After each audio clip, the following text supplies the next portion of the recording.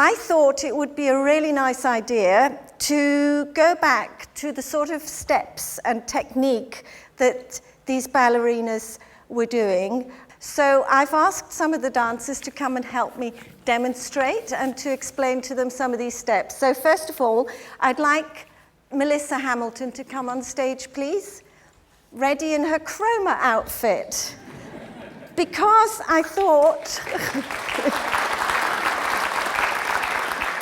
I feel a bit overdressed, but there we go. I thought this would make the nicest contrast, and that's just going to show you how far we're going to go. We're going to do 4 centuries very quickly. So if you'd like to go over there. And next I would like to have Yasmine Naghdi to come on stage, please, who's going to pretend to be our Taglioni very shortly.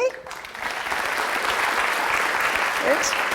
And next we have Fanny Elsler in the name of Romany Pajdak. And our Pierina Legnani is going to be Claire Calvert.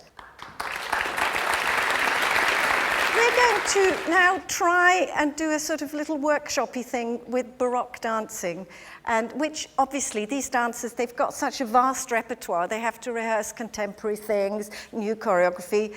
They don't practice the art of the Baroque dance technique. So we're going to do a little brushing up on this.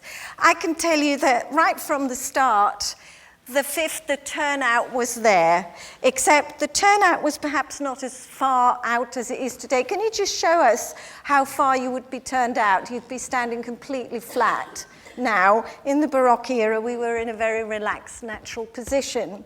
Okay, so we already had at that time established the first position, the second position, third position, fourth position and fifth position. So all those things were there already, as was the plie, as was the rising.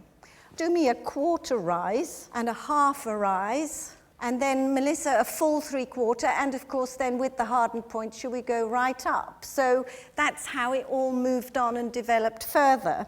But to get back to the Baroque technique, they worked a lot. They were much more forwards on the balls of their feet, and they worked in this quarter balance, equilibrium.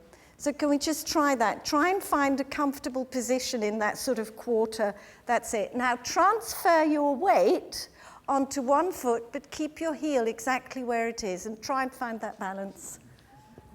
Okay, it gets worse. So now you're going to rise up, and you're going to in a very controlled manner, sink down and plie.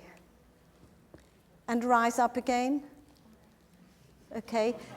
And then, because often people say, oh, Baroque dancing just looks like walking. It's like just embellished walking. So what we're going to try next is, we're going to try and find that equilibrium in one go. So we're going to step up, find it, and then sink down. And then take another step with the other foot, find the equilibrium and sink down. How does this feel? Tell me how it feels. It's a full body workout. A full body workout. Okay, now we have to add to that the law of opposition. We all walk, when we walk naturally, swinging our arms, opposite arm to leg. We do not do what Romany just did. Would you please show it? Go on. Yeah, that is not the law of opposition, but we're now going to add the law of opposition. But before we do, I've got to explain what the arms do.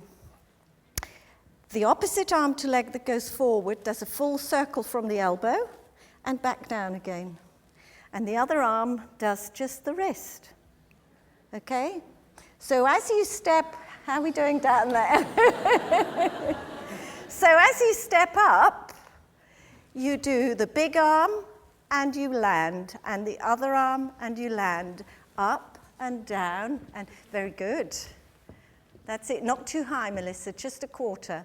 And this quarter point is actually very hard to find, but a very strengthening position. So they must have had incredibly strong ankles. Yeah, and they must have really held themselves. Mind you, I've got an advantage with the corset, that's holding me up. But let's then, of course, added to this became the fleuret, which is exactly the same thing, but 3 steps, just like it then developed into a pas de bourrée. Just show me how you would have done a pas de bourrée. Demi-point. She would have still been on demi-point. That's it. Yes, and you could have done it forwards or backwards.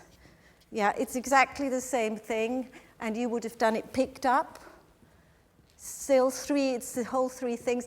And later it would develop into a waltz. The other things that the Baroque dancers did was they started the pirouette. They would simply turn, half a turn to start. They'd place one foot behind the other and just turn around. Or they would even do a complete turn. All right? Taglioni, when we got to her, she would do her little turn like this. That's it. Okay. And then in the cachucha, which we're going to see later, Fanny Elsler would have done a full turn like that. And Claire, by the time we get to Claire Calvert, she would have been whizzing around doing fouettes and all sorts of things. So pick your pirouette of your own choice. All right? So then we have the arabesque. Even the La Camargo had an arabesque. There she is. That's the first arabesque as we know it. And then we would go to the Taglioni period where we would have a little 45-degree arabesque. And then we get to Claire with the shortened tutu, and we'd see the leg going much higher. And now let's see Melissa do a 6 o'clock penché. So as you can see, all these things have moved on.